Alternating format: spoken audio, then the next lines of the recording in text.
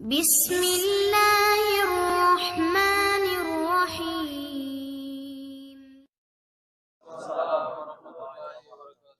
الحمد لله رب العالمين والصلاة والسلام على نبينا محمد وعلى آله وصحبه أجمعين أما بعد সম্মানিত দিনী ভাইরা, আশা করি আল্লাহ তাআলা আপনাদের সবাইকে ভালো রেখেছেন। প্রাণ খুলে দোয়া করি আল্লাহ যেন আপনাদের সবাইকে সর্বদাই ভালো রাখেন, দ্বীনের উপর রাখেন, তাওহীদ ও সুন্নাহর উপর রাখেন। শিরক, বেদাত, খোরাফাত, অন্ধকার থেকে আল্লাহ যেন আপনাদেরকে হেফাজত রাখেন, আমিন। আজকে আল্লাহর তৌফিকে আমরা আমাদের মাগরিবের পরে প্রতি সপ্তাহে মদিনা ইসলামিক সেন্টারে যে আলোচনাটি আমরা করে থাকি, আপনারা মদিনার বিভিন্ন জায়গা থেকে আপনারা জ্ঞানার্জনের জন্য ইসলামিক সেন্টারে আসেন। আলহামদুলিল্লাহ, আমরা আজকে থেকে উসুলুস সালাসা একটা গ্রন্থ আছে, যে গ্রন্থটি মুহাম্মদ বিন আব্দুল ওয়াহাব রাহিমাহুল্লাহ তিনি লিখেছেন।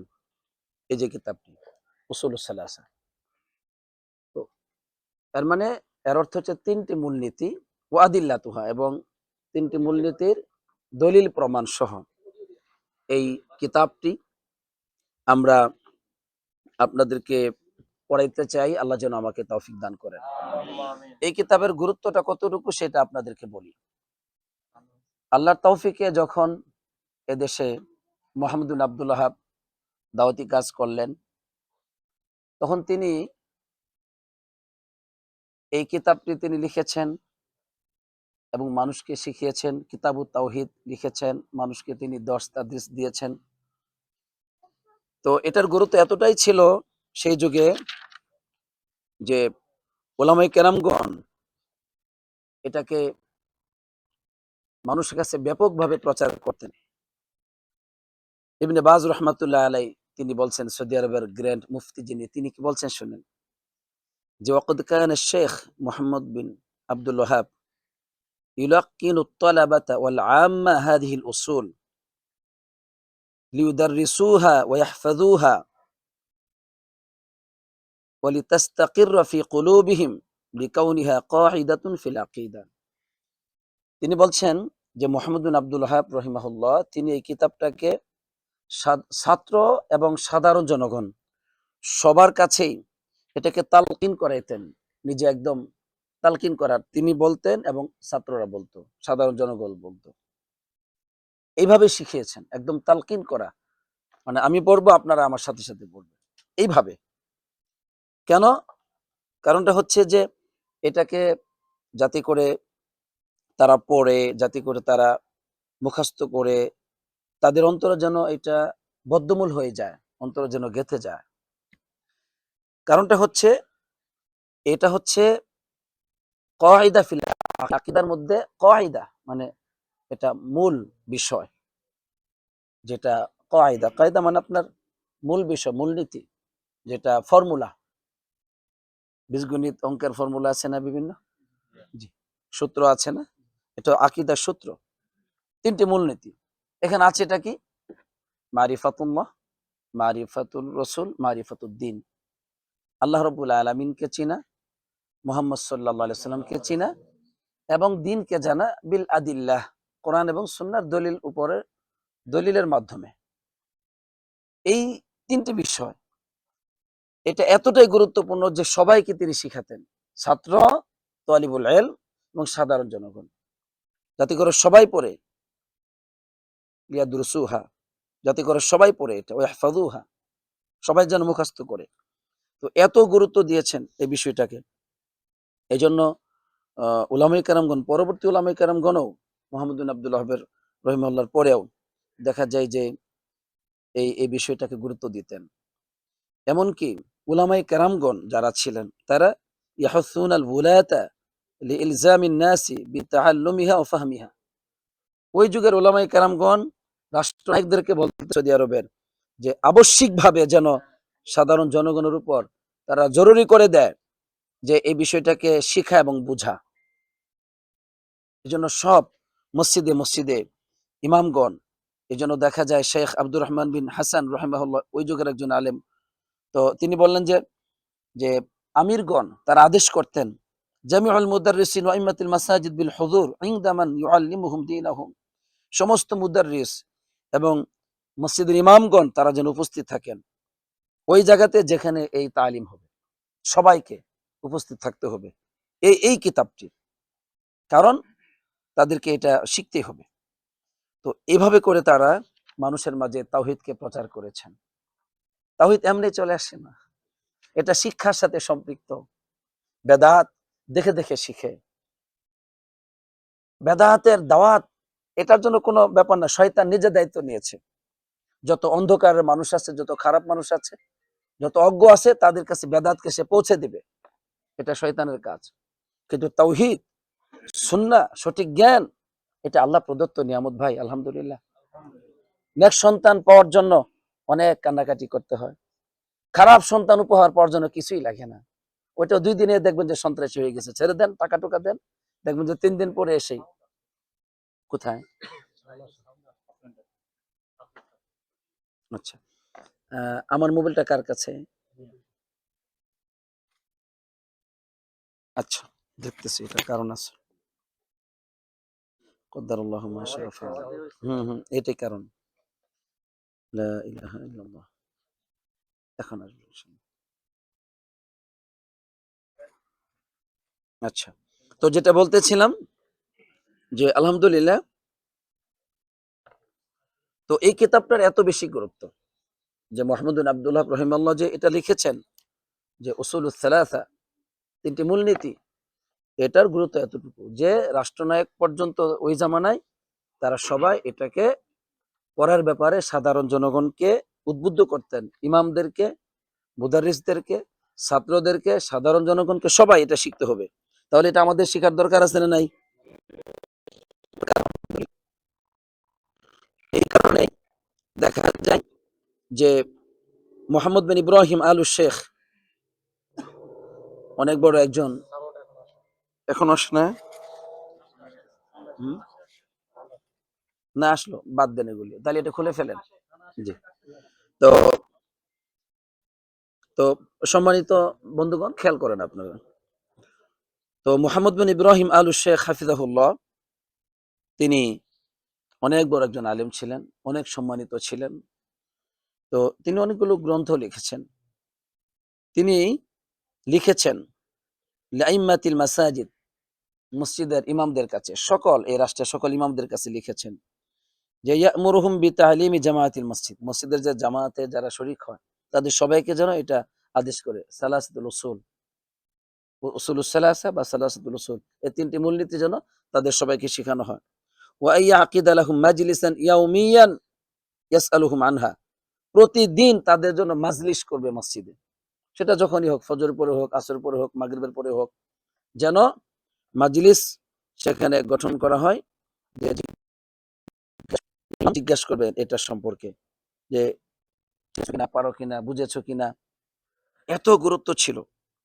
তো এভাবে করে দেখা যায় প্রত্যেক ইমামের উপর এটা নির্ধারণ করে দেওয়া হতো, ইবলাগু জামাআতি বিযালিক, এই ব্যাপারে যেন একটা জামাত কায়েম করা প্রত্যেকটা ইমামদের কাছে।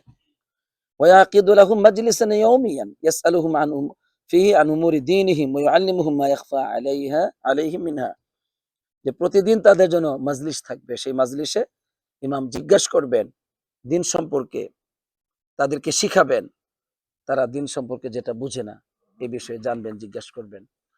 তো এই জন্য যোগ্য আলেম দরকার। কি দরকার? যোগ্য আলেম দরকার। আজকে আপনি আপনার দেশ নিয়ে স্বপ্ন দেখতেছেন, আমার দেশটা যদি সৌদি আরবের মতো হতো, তাহলে আগে কেমন ছিল? আজ থেকে 20, 30, 50 বছর আগে সৌদি আরবের অবস্থা। এখনো তো আলহামদুলিল্লাহ আল্লাহ অনেক ভালো রেখেছেন, আল্লাহর নিয়ামত, শিক্ষার জ্ঞানার্জনের এখনো কত গুরুত্ব এই দেশে, আলহামদুলিল্লাহ। আপনারা খুশি হবেন, গত কিবারে জানি ভুলে গেলাম, রবিবার বা সোমবারের মধ্যে ইউনিভার্সিটিতে বিদায় অনুষ্ঠান হলো। মদিনা ইউনিভার্সিটিতে এই বছর যে সমস্ত ছাত্র এবং ছাত্রী তারা শেষ করেছেন, অনার্স লেভেলে, মাস্টার্স এবং ডক্টরেট লেভেলে যারা শেষ করেছেন, তো ওখানে দেখলাম বেশ কিছু মেয়েরাও সৌদি আরবের যারা তারা অনলাইনে পড়াশোনা করেন, তারাও এসেছেন বিদায় অনুষ্ঠানের জন্য সরকার মদিনার আমিরের পক্ষ থেকে। তো আমরাও গিয়েছি আলহামদুলিল্লাহ। তো সেখানে ৩,০০০-এর উপরে ৩,০০০-এর উপরে এই বছর মদিনা ইউনিভার্সিটি থেকে বিভিন্ন ফ্যাকাল্টি থেকে পড়াশোনা করে মুতাখারিজ হয়েছেন, শেষ করেছেন। সুবহানাল্লাহ। গোটা পৃথিবী থেকে ৩,০০০-এর উপরে। এখন চিন্তা করেন, তাদের সৌদি আরবরাও আছে এর মধ্যে। ৩,০০০-এর উপরে। ভিডিওটা আমি শেয়ার করব, আমি কিছু ভিডিও করেছি। তো আশ্চর্য হয়ে গেলাম যে শিক্ষার কত গুরুত্ব দিচ্ছেন। এজন্য মানুষকে যদি আপনি দিন না শিখান, যোগ্য আলেম যদি তৈরি না করেন, আপনার দেশ আলোকিত কোনোদিন হবে না। এই যে আজকে আমাদের দেশে তাওহীদের বিরুদ্ধে মুসলমানগণ সোচ্চার, কিন্তু শিরিক এবং বেদাতের ছড়াছড়ি তারা বুঝতেছে না, এই ব্যাপারে তাদের কোনো টেনশন নাই। কিন্তু সহিহ আকীদার মসজিদ, মাদ্রাসাগুলো মুসলমানরা বন্ধ করে দেওয়ার জন্য অনেকে চেষ্টা করছেন। কেন হচ্ছে? শুধু অজ্ঞতার কারণে। তারা জানে যে এই শিক্ষাটি সঠিক নয়, বরং তারা যে ভুল শিখেছেন ওইটাই সঠিক। এই কারণে তারা এই বিশুদ্ধ শিক্ষার শত্রু হয়ে দাঁড়িয়েছে। শয়তান তাদেরকে অস্ত্রসা দিচ্ছে অজ্ঞতার কারণে। সুতরাং আমি আমাকে বলছি, আপনাদেরকে বলছি, যদি আপনার পরিবারকে আপনি আবাদ করতে চান, আপনার সমাজকে যদি আবাদ করতে চান, আপনার রাষ্ট্রকে যদি আবাদ করতে চান, তাহলে এই তাওহীদের শিক্ষা তাদের মাঝে বিতরণ করতে হবে। শিক্ষা ছাড়া জাতিকে আলোকিত করতে পারবেন না। অতএব এই তাওহীদের দাওয়াত আমাদের পরিবারে, আমাদের সমাজে, আমাদের রাষ্ট্রে আমরা সারা জীবন আমরা এটাকে প্রচার করতে চাই। আমরা আমাদের দেশকে তাওহীদ ও সুন্নাহ দ্বারা আবাদ করতে চাই। সবাই রাজি আছেন? আল্লাহ তৌফিক দান করুক। আমিন। এজন্য আমাদেরকে শিখতে হবে এবং শিখাতে হবে। পরিবারের কাছে জ্ঞান চর্চা করতে হবে, উপহার দিতে হবে সন্তানদেরকে। অন্যথায় পরিবার গঠিত হবে না। এবং সমাজের মানুষের কাছেও এই জ্ঞান বিতরণ করতে হবে, রাষ্ট্রের কাছে জ্ঞান বিতরণ করতে হবে। একসময় আল্লাহ তাআলা এই বিশুদ্ধ জ্ঞান যখন তাদের মাঝে প্রবেশ করবে, তখন আমাদের দেশটাকেও সুখ ও শান্তি এবং নিরাপত্তা ও সমৃদ্ধির মাধ্যমে পরিপূর্ণ করে দিবেন। আলহামদুলিল্লাহ। আল্লাহ সেই তৌফিক দান করুক। আমিন। আলহামদুলিল্লাহ। তো আমরা এই কিতাবটি এখন শুরু করতে চাই, আপনারা কি বলেন? আল্লাহ তৌফিক দান করুক। আমিন।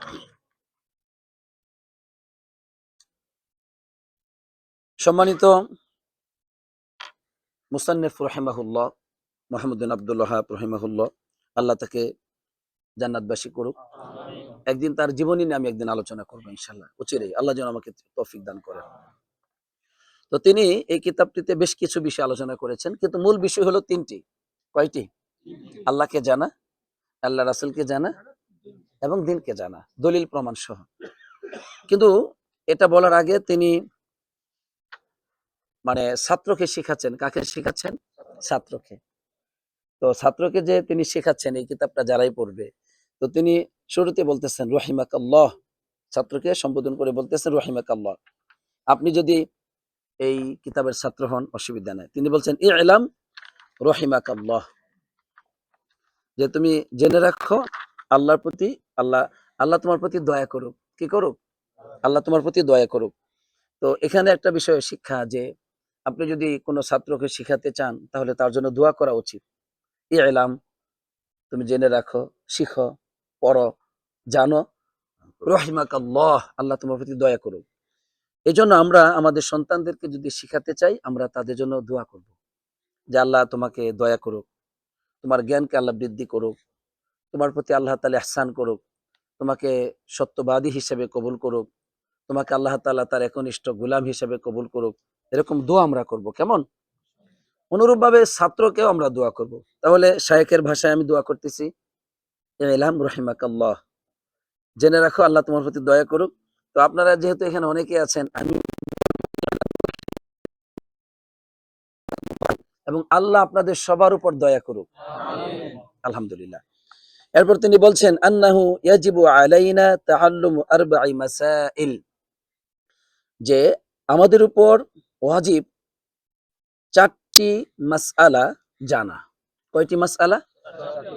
মাসআলা মানে বিষয়, 4টি বিষয়ে জানা, বুঝা আমাদের উপর ওয়াজিব। কয়টি বিষয়? তাহলে 4টি বিষয়ে তাআল্লুম জ্ঞানার্জন করা আমাদের উপর ওয়াজিব। কয়টি বিষয়? আচ্ছা। 1 নাম্বার আল ইলমু। আল ইলমু মানে জানা। জানাটাই ওয়াজিব। জানাটা কি? ওয়াজিব। আমরা মনে করি শুধু মানা ওয়াজিব। কি ওয়াজিব? যেমন আমরা যে সমাজে বসবাস করি সবাই দেখবেন আপনাকে দাওয়াত দিবে, সালাত আদায় করো বাবা, মা-বাবার সেবা করো বাবা। নারীদেরকে বলবে আপনারা পর্দা-প্রশিদা পালন করুন। এভাবে করে যাকাতের কথা বলা হবে, সিয়ামের কথা বলা হবে, সালাতের কথা বলা হবে। তাহলে এগুলো হচ্ছে ইবাদত। এগুলো কি? ইবাদতের কথা বলা হবে। কিন্তু ইবাদতের আগে যেটা হচ্ছে জানা, জ্ঞানার্জন করা। জ্ঞানার্জন যে করতে হবে এই বিষয়টি আমাদের সমাজে গুরুত্ব কম। কথা ঠিক না বেঠিক? জ্ঞানার্জন করো, জানো, এই বিষয়টির গুরুত্ব কম। সবাই শুধু ইবাদত নিয়ে ব্যস্ত আছে, ইবাদত চর্চা করা, ইবাদত প্রচার করা নিয়ে ব্যস্ত। কিন্তু জ্ঞানার্জন নিয়ে ব্যস্ত নয়, জানা। অথচ এই বিষয়টা আমাদের উপর ওয়াজিব করে দিয়েছেন আল্লাহ সুবহানাহু ওয়া তাআলা। আল্লাহ রাব্বুল আলামিন গোটা কোরআনে বহু জায়গায় বলেছেন, ইলামু, তোমরা জ্ঞানার্জন করো, ফাআলামু, জেনে রাখো।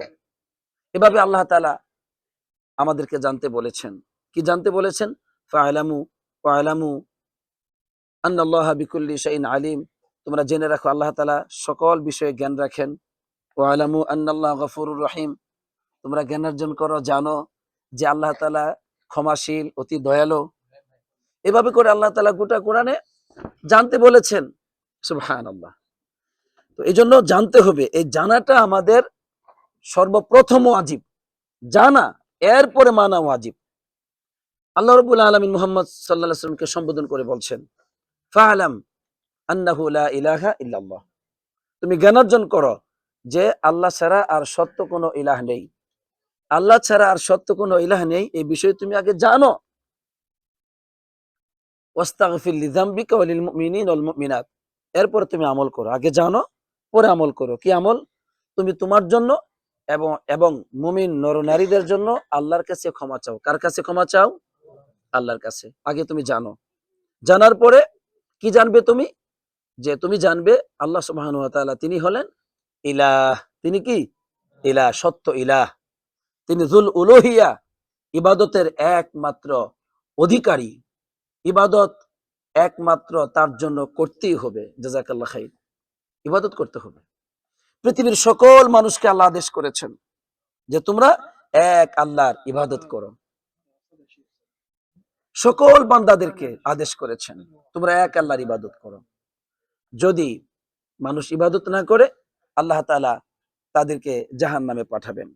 এই পৃথিবীতে যত মানুষ আল্লাহর ইবাদত থেকে দূরে থাকবে, আল্লাহ বলেছেন ইন্নাল্লাযীনা ইস্তাকবিরুনা আন ইবাদাতি, যারাই আমার ইবাদত থেকে অহংকার করবে, সায়াদখুলুনা জাহান্নামা দাখিরিন, তারা অচিরেই জাহান্নামে প্রবেশ করবে অনন্তকালের জন্য। অপমান, লাঞ্ছিত অবস্থা, অনন্তকালের জন্য তারা জাহান্নামে প্রবেশ করবে। সুতরাং আল্লাহ রাব্বুল আলামিন ইবাদতের আগে জানতে বলছেন যে হে রাসূল ফাআলাম, আপনি জানুন যে আল্লাহ ছাড়া সত্য কোনো ইলাহ নাই, ইবাদত পাওয়ার আর হকদার কেউ না। এরপরে আমল করুন। আমলটা কি? ওয়াস্তাগফির লিযামবিকা ওয়া লিল মুমিনিনা ওয়াল মুমিনাত।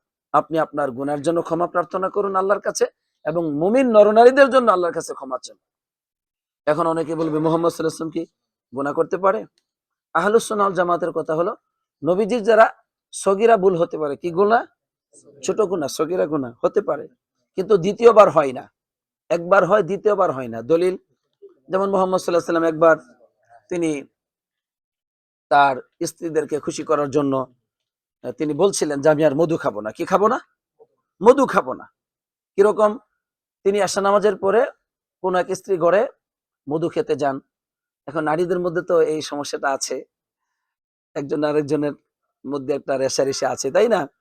তো এখন আয়েশা রাদিয়াল্লাহু তাআলা আনহা এটা পছন্দ করেন না বা অন্যান্য স্ত্রীকেও পছন্দ করেন না। তখন তারা একটা পরামর্শ করলেন যে নবী করিম সাল্লাল্লাহু আলাইহি ওয়াসাল্লাম মধু খাওয়ার পর যার ঘরেই যাবে তো সে যেন বলে যে আপনি কি খেয়েছেন গন্ধ করে। ঠিক আছে, আপনি ওই ফল খেয়েছেন কিনা। তো এখন এই যে বিষয়টা, তো তখন নবী করিম সাল্লাল্লাহু আলাইহি সাল্লাম এই যে দুর্গন্ধের কথা বলেছেন, তখন তিনি বললেন যে আমি মধু খেয়েছি, তবে আমি আর কখনো মধু খাবো না। তো আল্লাহ রাব্বুল আলামিন সাথে সাথে আয়াত নাজিল করে দিয়েছেন, ইয়া আইয়ুহান নাবিয়্যু, মানে তিনি হারাম ঘোষণা করেছেন যে আমি আর এটা খাবো না। ইয়া আইয়ুহান নাবিয়্যু লিমা তুহাররিমু মা হাল্লাল্লাহু লাক, হে নবী, আল্লাহ যা তোমার জন্য হালাল করেছেন তুমি সেটাকে হারাম ঘোষণা কেন করলে? তাবতাগি মারদাত আজওয়াজিক, তুমি তোমার স্ত্রীদের সন্তুষ্টি চাও। আল্লাহু গফুরুর রহিম, আল্লাহ ক্ষমাশীল, দয়ালু, মানে ক্ষমা চাও। তো বিষয় হচ্ছে যে এই যে একটা সামান্য একটা ব্যাপার, এটা সগীরা ভুল, ছোট ভুল, এটা করেননি তিনি। তো এরকম, তো বিষয়টা হচ্ছে এই জন্য আহলুস সুন্নাত ওয়াল জামাতের আকীদা হচ্ছে নবী করিম সাল্লাল্লাহু আলাইহি সাল্লাম ছোট ভুল করতে পারেন, তবে পুনরায় তিনি এর পুনরায় এই ভুলটা করেন না, আর কবিরা গুনাহ তো প্রশ্নই হতে পারে না। কিন্তু বেদাতীদের কাছে, আহলুস সুন্নাত ওয়াল জামাতের ছাড়া যত বেদাতি আছে, তাদের কথা হলো সমস্ত নবী রাসূলগণ মাসুম, তাদের কোনো ভুল নেই, কোনো গুনাহ নেই। এটা ভুল, এই কথা সত্য নয়। বরং তাদের গুনাহ আছে, আল্লাহ ক্ষমা করে দিয়েছেন। যদি গুনাহ না থাকে তাহলে মুহাম্মদ সাল্লাল্লাহু আলাইহি ওয়াসাল্লামকে আল্লাহ কি বলেছেন যে ইন্না ফাতাহনা লাকা ফাতহাম মুবিনা লিয়াগফিরা লাকা আল্লাহু মা তাকদ্দামা মিন যামবিকা ওয়া মা তাআখারা ওয়া মা তাআখারা, আপনার অতীতের গুনাহ, ভবিষ্যতের গুনাহ সব ক্ষমা। অতীতের কোনো গুনাহ নেই, ভবিষ্যতের কোনো গুনাহ নেই, সব ক্ষমা, অগ্রিম সব ক্ষমা। তাহলে এখানে কি ভুল আছে, সেটা কি সগীরা, কিন্তু পুনরায় সেটা তিনি ফিরে যান না সেদিকে। আলহামদুলিল্লাহ, আল্লাহ তাকে হেফাজত করেন।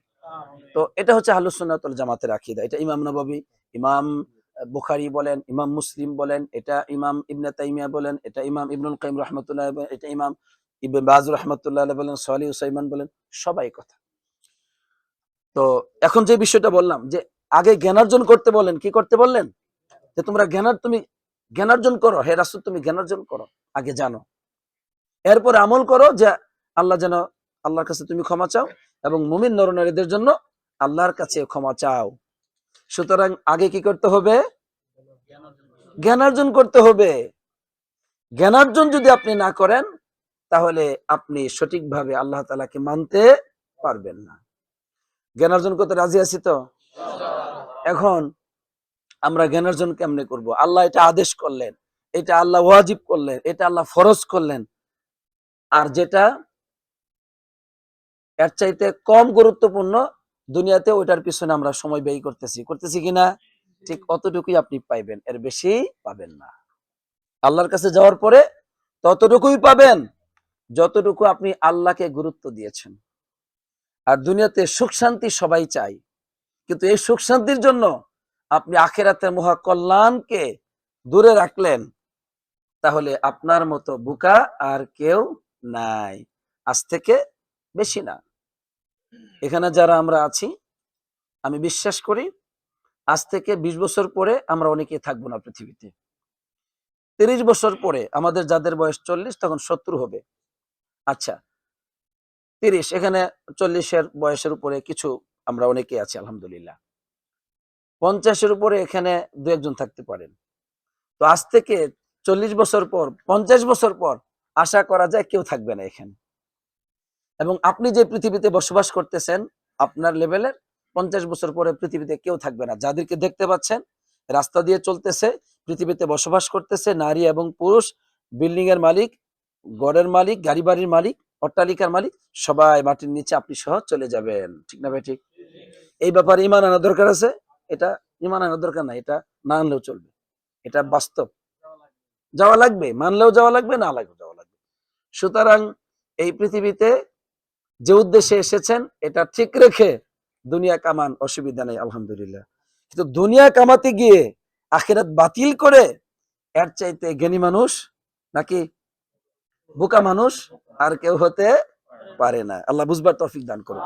তাহলে লক্ষ্য করুন, ইমাম মুহাম্মদ বিন আব্দুল ওয়াহাব রাহিমাহুল্লাহ, যিনি দেশে তাওহীদ প্রতিষ্ঠা করছেন, তিনি এলেম দ্বারাই করেছেন। কি দ্বারা? শুধু মারামারি দিয়ে হবে না, মিছিল দিয়ে হবে না, শুধু কাফেরদের আপনার ওদের বিভিন্ন আপনার এম্বাসি দখল করলে হবে না।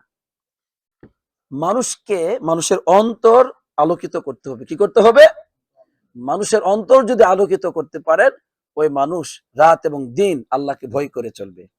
অন্তরের ভিতর অন্ধকার রেখে আপনি মানুষকে আলোর পথ দেখাবেন, দেখবে না। আর অন্তর আলোকিত হওয়ার পথ হচ্ছে জ্ঞান। বলুন তো কি? জ্ঞান, যা আল্লাহ নাজিল করেছেন, যা আল্লাহ তাআলা মুহাম্মদ সাল্লাল্লাহু আলাইহি ওয়াসাল্লামকে বলেছেন, ওয়াকুর রব্বি জিদনি ইলমা। হে রাসূল, আপনি বলুন, হে আমার রব, জিদনি ইলমা, আমার জ্ঞানকে বাড়িয়ে দেন, জ্ঞানকে বাড়িয়ে দেন। মুহাম্মদ সাল্লাল্লাহু আলাইহি ওয়াসাল্লামকে আল্লাহ তাআলা আদেশ করেছেন যে আপনি আল্লাহর কাছে দোয়া করুন যেন আল্লাহ আপনার জ্ঞান বাড়িয়ে দেন। আল্লাহ আদেশ করেছেন এই দোয়া করবার জন্য। আল্লাহ তাআলা আদেশ করেন নাই যে তোমরা আমার কাছে দোয়া করো আল্লাহ যেন তোমাদের সম্পত্তি বাড়িয়ে দেন, এই বিষয়টি তোমাদের উপর দোয়া করা ওয়াজিব করে দেওয়া হলো, ওয়াজিব করে দেওয়া হলো। এরকম দলিল আমরা খুঁজে পাবো না, এরকম দলিল আমরা খুঁজে পাবো না। তো এটার জন্য আমরা এটাকে ওয়াজিব করে নিয়েছি, অসুবিধা নাই। এটা অবশ্যই কোরআনে আসছে, ফান্তাশিরু ফিল আরদ। ইবাদত শেষ হয়ে গেলে, নামাজ শেষ হয়ে গেলে জমিনে ছড়াই পড়ো, কিন্তু নামাজটা তো আগে পড়া লাগবে। কিন্তু নামাজ না পড়েই তো আপনি দৌড় দিচ্ছেন, এখানে ভুল। সুতরাং জ্ঞান আল্লাহর কাছে বেশি করে চাইতে হবে, এটা আল্লাহ তাআলা মুহাম্মদ সাল্লাল্লাহু আলাইহি ওয়াসাল্লামকে আদেশ করেছেন। আমি আমাকে এবং আপনাদেরকে প্রশ্ন করতে চাই, আমরা আজকে দিনে কয়বার এই দোয়াটা করছি যে আল্লাহ, নামাজের মধ্যে, সেজদার মধ্যে, রাত্রে, দিনে কতবার আমরা দোয়া করেছি যে আল্লাহ আমার জ্ঞান বাড়িয়ে দাও? এটা বেশি দোয়া করছি আমাদের সমস্যা বলার চাইতে বেশি। হাত তোলার দরকার নাই, শুধু প্রশ্নটা করলাম, নিজে নিজে হিসাব করেন, হাত তোলার দরকার নাই। আজকে ফজর নামাজে কে দোয়া করেছেন, সাজদাতে বা তাহাজ্জুদে, বিভিন্ন নামাজের সময় অবশ্যই আল্লাহর কাছে চাইছেন। নামাজ ছাড়াও চলাফেরার সময় চেয়েছেন আল্লাহ ব্যবসাটা বরকত দান করো, ঋণ পরিশোধ করা তৌফিক দান করো, সন্তানদেরকে তুমি ভালো রাখো, অনেক কিছু আপনি চেয়েছেন, আলহামদুলিল্লাহ। কিন্তু কয়বার বলেছেন ইয়া আল্লাহ তুমি আমার জ্ঞানকে বাড়িয়ে দাও? অথচ যে বিষয়টি আল্লাহ তাআলা মুহাম্মদ সাল্লাল্লাহু আলাইহি ওয়াসাল্লামের উপর অবধারিত করে দিয়েছেন যে তুমি বলো আল্লাহ আমার জ্ঞানকে বাড়িয়ে দাও। সুবহানাল্লাহ। আল্লাহ আমাদেরকে বুঝবার তৌফিক দান করুক, আমিন। তাহলে প্রথম মাসআলা যেটা আমাদের জানা ওয়াজিব, মুহাম্মদ বিন আব্দুল্লাহ রাহিমাহুল্লাহ তিনি বলছেন, সেটা হলো আল ইলম, জ্ঞান অর্জন করা। এখন জ্ঞানটা অর্জন করবেন কোন সম্পর্কে? আল ইলমু আন মারিফাতিল্লাহ, আল্লাহ সম্পর্কে জ্ঞান। ও মারিফাতি রাসূল, রাসূল সাল্লাল্লাহু আলাইহি ওয়াসাল্লাম সম্পর্কে জ্ঞান। মারিফাতুদ্দিন, দিন সম্পর্কে জ্ঞান। এবং সেই জ্ঞানগুলো যে অর্জন করবেন কিভাবে? বিল আদিল্লাহ মিনাল কুরআনি ওয়াস সুন্নাহ নাবাবিয়্যাহ, কোরআন এবং সুন্নাহর দলিল ভিত্তিক, কোরআন এবং সুন্নাহর প্রমাণের মাধ্যমে আপনি আল্লাহ সম্পর্কে, আল্লাহ রাসূল সম্পর্কে, আল্লাহর দ্বীন সম্পর্কে আপনি জানবেন। এটা আমার আপনার উপর সর্বপ্রথম ওয়াজিব, সর্বপ্রথম আবশ্যিক বিষয়, আলহামদুলিল্লাহ। কেন? আপনি যখন মারা যাবেন, আমরা জানি, হাদিসে পড়েছি, মানুষকে দাফন করার পর যখন মানুষ চলে আসে, তাই না, তখন কি দুজন ফেরেশতা কবরে আসেন, আসার পরে ইয়াকউদানি, তাকে বসান, বসার পরে তারা প্রশ্ন করেন তিনটি, কয়টি? মার রব্বুক, ওমা দীনুক, ওমা নাবিয়্যুক। তোমার রবকে, তোমার দিন কোনটি, তোমার নবীকে, মুহাম্মদ সাল্লাল্লাহু আলাইহি ওয়াসাল্লাম। তিনটে বিষয়ে প্রশ্ন করা হয়। সুতরাং কবরে সর্বপ্রথম পৃথিবী থেকে বিদায় নেওয়ার পরেই ওই জগতে যে তিনটি বিষয়ে প্রশ্ন করা হবে, এই তিনটি বিষয়ে সারা জীবন আপনার জ্ঞান অর্জন করা উচিত কিনা বলুন তো? উচিত। অথচ আমরা সারাটা জীবন এই তিনটি বিষয়ে জ্ঞান অর্জন করা, এটা অবহেলা করে চলি, ঠিক না ঠিক? সবাই অবহেলা করি। যারা এই পৃথিবীতে এই তিনটি বিষয়কে অবহেলা করেননি, তারা এই পৃথিবীতে যুগ শ্রেষ্ঠ মানুষে পরিণত হয়েছেন। সুবহানাল্লাহ। তারা এমন মানুষে পরিণত হয়েছেন, তারা শত শত বছর আগে মৃত্যুবরণ করেছেন, এখনো এই পৃথিবীতে যেন তারা জীবিত আছেন। এখনো তাদের কণ্ঠস্বর যেন মানুষের এই কর্ণকুহরে আওয়াজ হচ্ছে, তাদের কণ্ঠস্বর এখনো তাদের আওয়াজ আল্লাহ রাব্বুল আলামিন বলন্দ করে দিয়েছেন, আলহামদুলিল্লাহ। এই তিনটি বিষয়ে তারা জ্ঞানার্জন করেছেন, এই কারণে আল্লাহ তাদের মর্যাদা বাড়িয়ে দিয়েছেন। আজকে আমাদের মর্যাদা নাই, কারণটা কি? কারণটা হচ্ছে যেখানে গেলে মর্যাদা বৃদ্ধি করবেন আল্লাহ তাআলা, সেই রাস্তায় তো আমরা নেই, সেই রাস্তায় তো আমাদের জীবনকে আমরা ব্যয় করছি না। তাহলে আমাদের মর্যাদা কিভাবে বৃদ্ধি হবে? আল্লাহ আমাদেরকে বুঝবার তৌফিক দান করুন। এলেম হচ্ছে সম্মানিত, এলেমের সংস্পর্শে যে আসবে সে সম্মানিত হবে। দুনিয়া হচ্ছে লাঞ্ছিত, অপমানিত, অভিশপ্ত। এই দুনিয়ার পিছনে যারা ছুটাছুটি করবে, যারা দুনিয়াকে আঁকড়ে ধরার চেষ্টা করবে, তারা অপমানিত হবে, লাঞ্ছিত হবে, ক্ষতিগ্রস্ত হবে, তারা পথভ্রষ্ট হবে। নাউজুবিল্লাহ। বাস্তবে তাই। দুনিয়া ধোঁকা দিচ্ছে। দুইজন বন্ধু ব্যবসা করতেছে, এত মহব্বত, এরপরে একজন আরেকজনকে ছাড়া বাঁচে না। কিছুদিন পরে দেখা যায় একজন আরেকজনের বিরুদ্ধে এমন দুশ্মনে পরিণত হয়েছে, জানের দুশ্মন। এমনকি একজন আরেকজনকে হত্যা করছে। দুইজন আত্মীয় একজন আরেকজনকে ছাড়া, মানে এত বন্ধুত্ব তাদের মাঝে, এত গভীর আত্মীয়তার সম্পর্ক, কিছুদিন পরে দেখা যায় একজন আরেকজনের বিরুদ্ধে মামলা দিচ্ছে, একজন আরেকজনের বিরুদ্ধে কথা বলছে। এর মানে এই দুনিয়াটা হচ্ছে এমন, দুনিয়ার দিকে আমরা যত বেশি আকৃষ্ট হব, এই দুনিয়া হচ্ছে অভিশপ্ত। আর দুনিয়া মালউন ওয়া মা ফিহা, দুনিয়াটা হচ্ছে অভিশপ্ত। এর মধ্যে যা কিছু আছে, আল্লাহ নবী সাল্লাল্লাহু আলাইহি ওয়াসাল্লাম বলেছেন সবকিছু অভিশপ্ত। তবে সেটা অভিশপ্ত নয় যে এলেম অর্জন করে, যে ব্যক্তি আলেম, যে ব্যক্তি এলেম শিখে, যে ব্যক্তি এলেমের এলেমের পথে চলে এবং এলেমকে সহযোগিতা করার জন্য যা কিছু করা হয়, আল্লাহর জিকিরের সহযোগিতার জন্য যা কিছু করা হয়, সেটা অভিশপ্ত নয়। বাকি গোটা পৃথিবীতে আল্লাহর জিকির ছাড়া, আল্লাহর এলেম ছাড়া, আল্লাহর ইবাদত ছাড়া দুনিয়াতে যা কিছু আছে সব কিছু হচ্ছে অভিশপ্ত। সুতরাং দুনিয়া হচ্ছে লাঞ্ছিত, দুনিয়া হচ্ছে অপমানিত। আমাল হায়াতুদ দুনিয়া ইল্লা মাতাউল গুরুর, দুনিয়ার জীবন প্রতারণা ছাড়ার কিছুই নয়। এই প্রতারক দুনিয়া, এর পিছনে যারা যাবে, দুনিয়া তাদেরকে ধ্বংস করবে, অপমানিত করবে, এই দুনিয়াতে তাদেরকে ধ্বংস করবে। নাউজুবিল্লাহ। আখিরাতের তো বাতিল আছে। এজন্য দুনিয়াতে প্রধানমন্ত্রী আবার জেলে যায়, দুনিয়াতে মন্ত্রী আবার জেলে যায়, ফাঁসি হয়।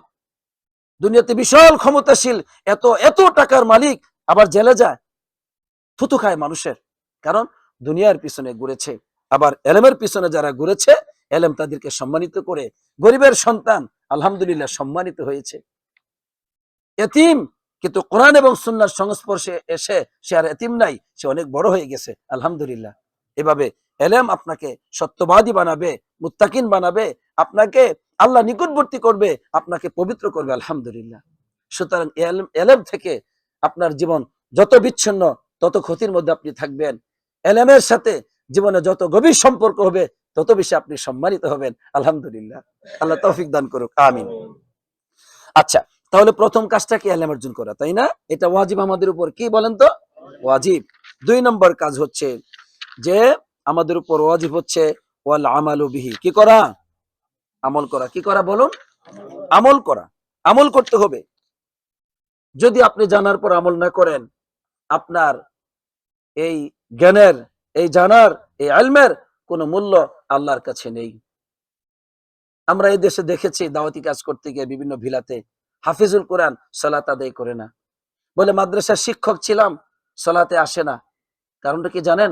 তাদের কাছে তাওহীদের জ্ঞান নাই। কোন জ্ঞান নাই? মারিফাতুল্লাহ, আল্লাহকে জানে নাই। যতটুকু মাদ্রাসায় শিখেছে, দেখে দেখে শিখেছে। যতটুকু মাদ্রাসায় সালাত আদায় করতো, সমাজের মানুষের সে ওই জোয়ার বাটায় চলাফেরা করত। মাদ্রাসার পরিবেশটা নামাজের, এই জন্য সে নামাজ পড়ছে। সমাজের মানুষ নামাজ পড়ে পছন্দ করে, সেই ইমামতি করেছে, কিন্তু তাওহীদ নাই তার মধ্যে, এই জন্য আল্লাহর সাথে সম্পর্ক নাই। তার প্রমাণ, যখনই মা বাপ থেকে, ওই সমাজ থেকে সে আলাদা হয়ে গেছে, বিচ্ছিন্ন হয়ে গেছে, আল্লাহর সাথে যেহেতু তার সম্পর্ক নাই, তখন আসল কুল্লু শাইইন ইয়ারজিউ ইলা আসলিহি, তখন প্রতিটি বস্তু তার আসলের দিকে ফিরে যায়। যেহেতু তার মূল ভিত্তি তাওহীদ নয়, সুন্নাহ নয়, আল্লাহর ভালোবাসা নেই, আল্লাহর ভয় নেই, তাকওয়া নেই, এই এই বিষয়টা আজকে প্রমাণিত হয়েছে যে সে আজকে হাফিজুল কোরআন হওয়ার পরে সালাত আদায় করছে না, আজকে ইমাম সাহেব হওয়ার পরে সালাত আদায় করছে না, মাদ্রাসার মুদাররিস ছিল, শিক্ষক ছিল, কোরআনের শিক্ষক ছিল, আজকে সে সালাত আদায় করছে না সৌদি আরবে এসে। আপনার এমনটি কি দেখেছেন? বহু দেখেছি, এই চক্ষু দিয়ে আল্লাহ আমাকে দেখাইছেন। সম্মানিত ভাইরা, দ্বিতীয় কাজটা কি? দ্বিতীয় মাসালা ওয়াজিব আমাদের উপর জানা, সেটা কি? আমল করতে হবে। আমল যে করতে হবে, এটা জানতে হবে, এটা জানাটা ওয়াজিব। জ্ঞান অর্জন করতে হবে, জ্ঞান অর্জন করা ওয়াজিব, এই বিষয়টা জানা ওয়াজিব। মুহাম্মদ বিন আব্দুল ওয়াহাব এই কথাটি বলেছেন, সুবহানাল্লাহ। আমল লাগবে। মানুষ আছে জানে না, আমল করে, আছে না নাই?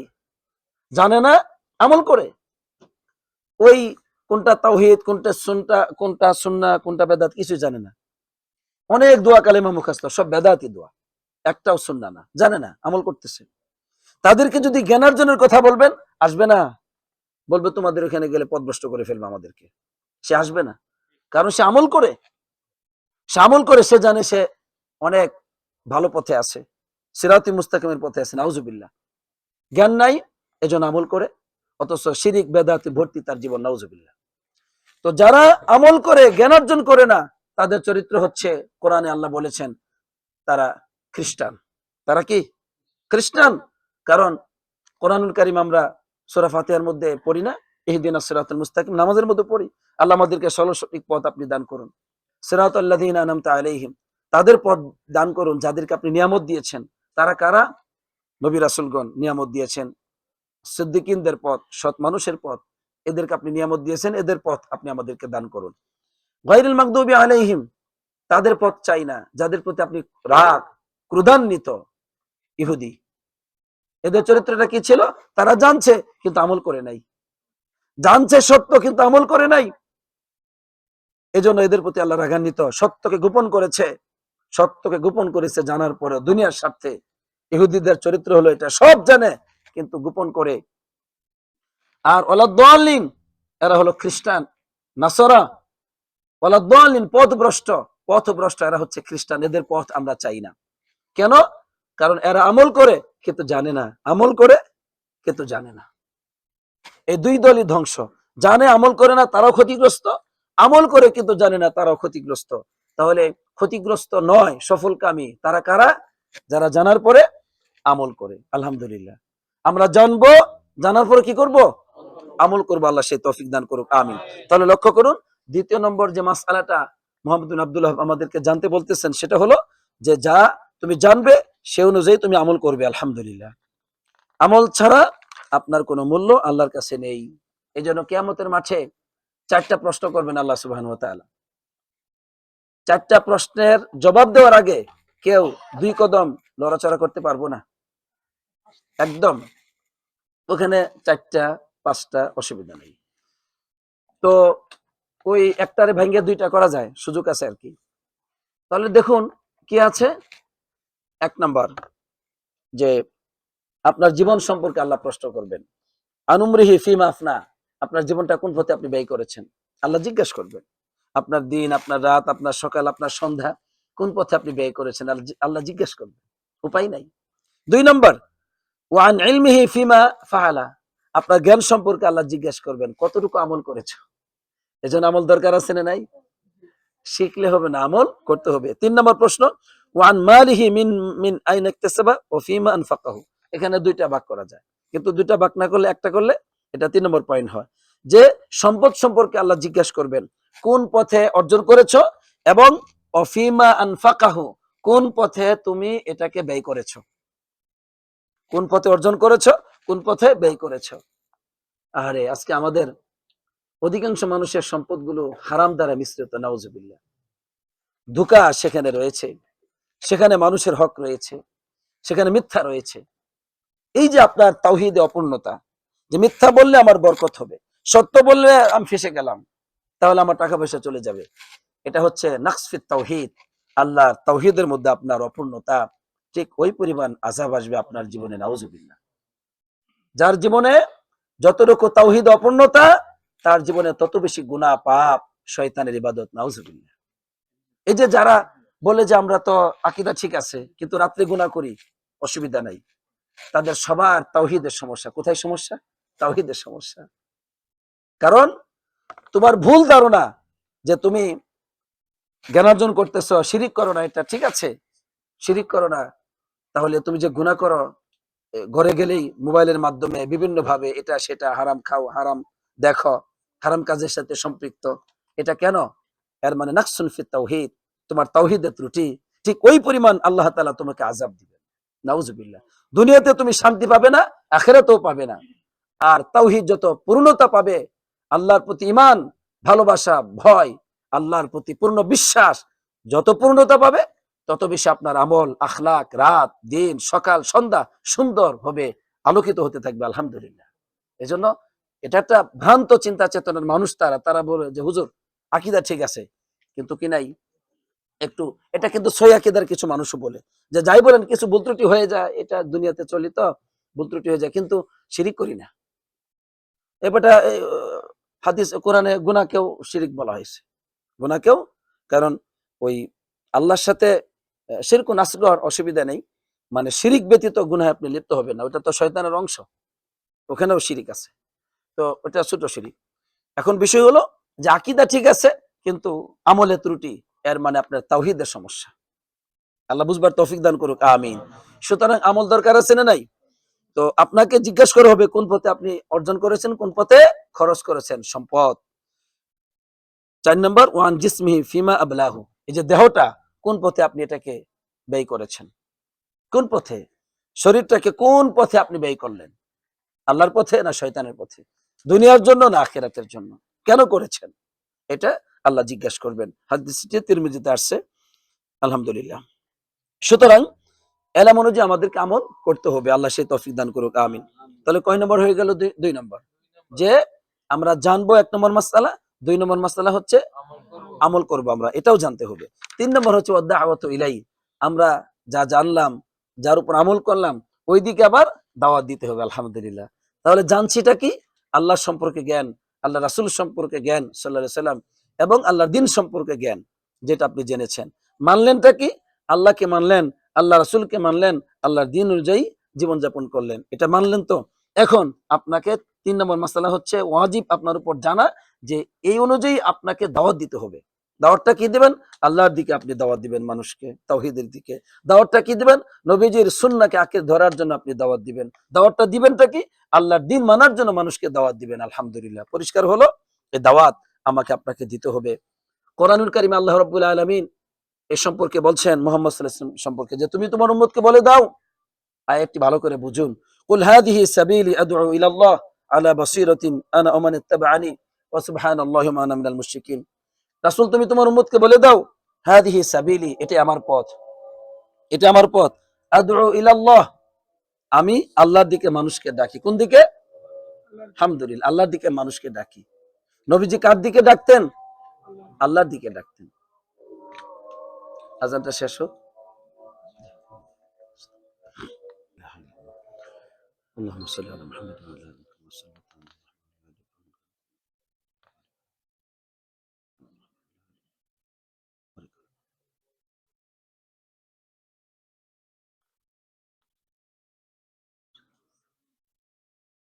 আলহামদুলিল্লাহ। আল্লাহ রাব্বুল আলামিন বলছেন, হে রাসূল সাল্লাল্লাহু আলাইহি সাল্লাম, আপনি আপনার উম্মতকে বলুন, হাদিহি সাবিলি, এটাই আমার পথ, আদউ ইলাল্লাহ, আমি আল্লাহর দিকে মানুষকে ডাকি, আলা বাসীরাতিন, কিসের উপর? জ্ঞানের উপর। আলা বাসীরা, যেটা হচ্ছে অকাট্য জ্ঞান, কোন হাওয়া প্রবৃত্তির উপর ডাকি না, জ্ঞানের উপর ডাকি, যা আল্লাহ নাজিল করেছেন।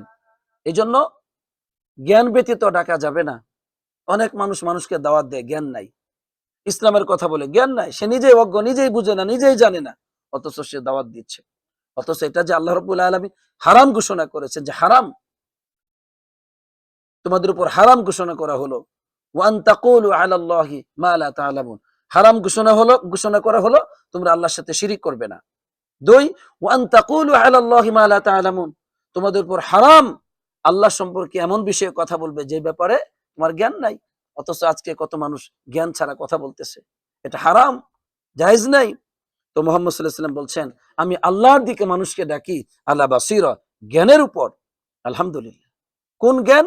আল্লাহ যা নাজিল করেছেন ওই জ্ঞানের উপর তিনি মানুষকে দাওয়াত দেন।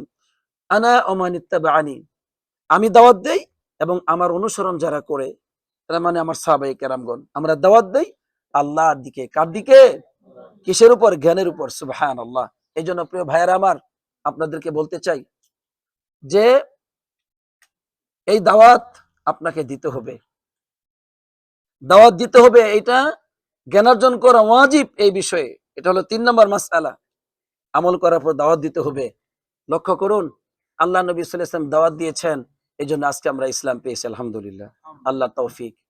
সাহাবায়ে কেরামগণ দাওয়াত দিয়েছেন, নবীজির কাছে যে জ্ঞান আল্লাহ নাজিল করেছেন, তাওহীদ এবং সুন্নাহ, কোরআন এবং সুন্নাহ, সেটাকে তিনি সাহাবায়ে কেরামগণ পৌঁছে দিয়েছেন তাবিনদের কাছে।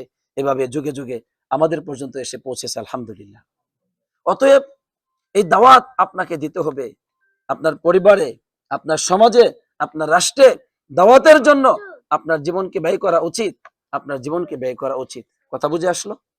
অন্যথায় আপনার পরিবার যদি দাওয়াত মুক্ত হয়ে যায়, সেই পরিবারে কোনোদিন সুখ শান্তি আসবে না। আপনার সমাজ যদি দাওয়াত মুক্ত হয়ে যায়, তাওহীদ এবং সুন্নাহর দাওয়াত থেকে যদি সমাজ মুক্ত হয়ে যায়, ওই সমাজে কোনোদিন সুখ ও শান্তি পাবেন না। আপনার রাষ্ট্রে যদি তাওহীদ এবং সুন্নাহর দাওয়াত সেখানে না থাকে, ওখানে যতই প্রযুক্তি আর যতই পরিকল্পনা, যতই আপনি চেষ্টা করেন, সুখ ও শান্তি আল্লাহ তাআলা সেখানে দিবেন না। তাহলে বোঝা গেল এই দাওয়াতের মাধ্যমেই, কোরআন এবং সুন্নাহর সঠিক দাওয়াতের মাধ্যমেই একমাত্র বিজয়ী হওয়া যাবে। এই সমাজ পবিত্র হবে, এই রাষ্ট্র শিরিক বেদাত অন্ধকার থেকে, পাপাচার থেকে, ধ্বংসের পথ থেকে এই রাষ্ট্র বেঁচে যাবে, মুক্ত হবে। আলহামদুলিল্লাহ। তাহলে দাওয়াত এবং তাবলীগের প্রয়োজন আছে। আল্লাহ আমাদেরকে সেই তৌফিক দান করুক, আমিন। এরপরে চতুর্থ নাম্বার হচ্ছে যে রাবিআ, চতুর্থ নম্বর মাসালা হচ্ছে আসবরু আলাল আযা ফিহি। দাওয়াত দেওয়ার ক্ষেত্রে যে কষ্ট আসবে, যেই আক্রমণ আসবে, যেই ফিতনা আসবে, যেই আযাব আসবে, এই কি বলে এটাকে, যত যত রকম কষ্টকর এবং পীড়াদায়ক যা কিছু আসবে, সবুর করতে হবে। সবুর ছাড়া দাওয়াতি কাজ করা যাবে না। আপনি মনে করছেন যে এমনিতেই সমাজে দাওয়াত দিয়ে দিবেন, আপনি এমনিতেই সেখানে তাওহীদের একটি মসজিদ নির্মাণ করবেন, এমনিতেই আপনি সেখানে সুন্নাহর মসজিদ নির্মাণ করবেন, সুন্নাহর মাদ্রাসা নির্মাণ করবেন, এত সহজ না। এটা এটা নবীজির যুগে যেমন কষ্টকর ছিল, আজও কষ্টকর হবে। সৌদি আরবের বিষয়টা ভিন্ন, তাদেরও কষ্ট হয়েছে, তাদের অনেক আলেমদেরকে নিহত হয়ে শহীদ হতে হয়েছে এই পথে, অসংখ্য মানুষের রক্ত দিতে হয়েছে এদেশে তাওহীদ প্রতিষ্ঠা করার জন্য, অসংখ্য কবরকে ভাঙতে হয়েছে, তুর্কিদের সাথে যুদ্ধ হয়েছে, অসংখ্য মানুষের প্রাণ গেছে এদেশে তাওহীদ এবং সুন্নাহ প্রতিষ্ঠার জন্য। আলহামদুলিল্লাহ, এমনিই না, এমনিই না। সুতরাং আপনার পরিবারে, আপনার রাষ্ট্র এমনিই আপনার সেখানে ত্যাগ ব্যতীত, কষ্ট ব্যতীত, রক্ত ব্যতীত, আঘাত ব্যতীত কোনোদিন সেখানে তাওহীদ ও সুন্নাহর আলো প্রতিষ্ঠিত হতে পারে না, কোনোদিন পারে না। বেদাত সম্ভব, বেদাত প্রতিষ্ঠার জন্য কোনো কষ্ট নেই। আপনি শুধু বিরিয়ানি খাবেন, আপনি খাবার খাবেন, মিলাদ পড়বেন, টাকা পাবেন, আলহামদুলিল্লাহ। মানুষে ভালোবাসা দিবে, মানুষ আদর করবে, ভালোবাসা দিবে, বেদাতে এত মানুষ খুশি হয়। আপনি শুধু দোয়া করবেন তার জন্য, সে কিন্তু নামাজ পড়ে না, সে কিন্তু হারাম ব্যবসা করে, মদের ব্যবসা করে, তার জন্য, তার 14 গোষ্ঠীর জন্য এমন দোয়া করবেন, জান্নাতে পৌঁছে দিবেন। তার আপনাকে 1-2 লাখ টাকা দিয়ে দিবে, একটা BMW গাড়ি কিনে দিবে, কোনো অসুবিধা নেই। বেদাত প্রচারের জন্য কষ্ট নেই, সেখানে আনন্দ রয়েছে, সেখানে সুখ শান্তি রয়েছে, এটা আল্লাহ রেখে দিয়েছেন। কিন্তু তাওহীদ প্রতিষ্ঠার জন্য, সুন্নাহর পথে দাওয়াত দেওয়ার জন্য, শিরিক থেকে মানুষকে বাঁচানোর জন্য, বেদাত থেকে সমাজকে মানুষকে মুক্ত করার জন্য কষ্ট করতে হবে। আর সেখানে সবুর করতে হবে। কি করতে হবে? সবুর। আল্লাহ আমাদেরকে বুঝবার তৌফিক দান করুক। তাই স্ত্রী সন্তানকে দাওয়াত দেওয়ার ক্ষেত্রে কষ্ট করতে হবে, এরপরে সমাজের মানুষকে দাওয়াত দেওয়ার ক্ষেত্রে, রাষ্ট্রকে দাওয়াত দেওয়ার ক্ষেত্রে কষ্ট করতে হবে, এবং সেখানে আমরা কি করব? ধৈর্য ধারণ করব। আল্লাহ আমাদেরকে সেই তৌফিক দান করুক, আমিন। তাহলে আজকে আমরা কি বিষয়ে জ্ঞান অর্জন করলাম? যে 4টি বিষয় আমাদের জানা ওয়াজিব, 4টি মাসআলা। 1 নম্বর, জ্ঞান অর্জন করা ওয়াজিব, এটা জানা ওয়াজিব। 2 নম্বর, জ্ঞান অনুযায়ী আমল করা ওয়াজিব, এটা জানা ওয়াজিব। 3 নম্বর, দাওয়াত দেওয়া ওয়াজিব, এটাও জানতে হয়। 4 নম্বর, দাওয়াতি কাজে কষ্ট আছে, সবুর করতে হয়, ধৈর্য ধারণ করতে হয়, এই বিষয়টি জানা ওয়াজিব। আলহামদুলিল্লাহ। আল্লাহ আমাদের সবাইকে আজকে যা শুনলাম এর উপর আমল করার তৌফিক দান করুক, আমাদেরকে এই ইলমের সাথে সম্পৃক্ত হওয়ার তৌফিক দান করুক। আজকে যারা এসেছেন, দেখবেন যে আগামী সপ্তাহে এমন একটা বিপদে পড়ে গেছেন, আসতে পারবেন না। আগামী সপ্তাহে যদি আসতে না পারেন, ইনশাআল্লাহ চলে যাবে আপনার হজের পরে। 6 মাসে অনেকে আসতে পারেন না, দেখা যায় তো 6 মাস আপনি যে গেছেন, তো গেছেন, গো তো গো, আর আসলো না, এটা এটা কিন্তু হয়ে যায়। অতএব আল্লাহ আমাদেরকে তৌফিক দান করুক, আমিন। আপনার পবিত্র আত্মা অনুযায়ী আপনি সাহায্য পাবেন, আপনি ভালোবাসেন কিনা এই অনুযায়ী সাহায্য পাবেন। তো আমরা এখানে শেষ করছি। জাযাকুমুল্লাহ খাইরান, বারাকাল্লাহু ফিকুম। আসসালাতু ওয়াসসালামু আলা নবিয়িনা মুহাম্মদ ওয়া আলা আলিহি ওয়া সাহবিহি আজমাইন। জি।